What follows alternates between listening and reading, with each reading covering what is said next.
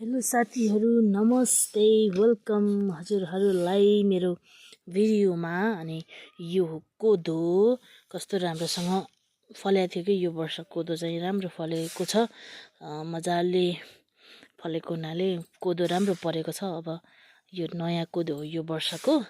अनि फालेको यसलाई चाहिँ कुटिसकेपछि यस्तो हुन्छ। यसको एकदम नरम सफ्ट खालको भइसक्छ। यसको चाहिँ यो झुप्पा हो यो। अनि यो चाहिँ निस्किसकेको हो, यो झाँटेर निस्केको हो। यसलाई सफा गर्न क्लिन गर्न बाँकी छ।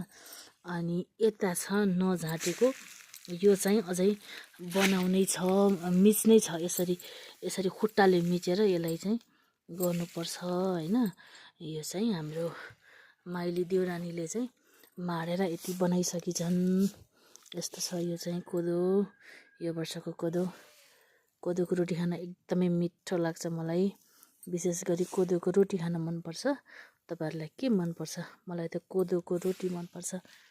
एकदम ढिँडोभन्दा पनि रोटी एकदमै मनपर्छ।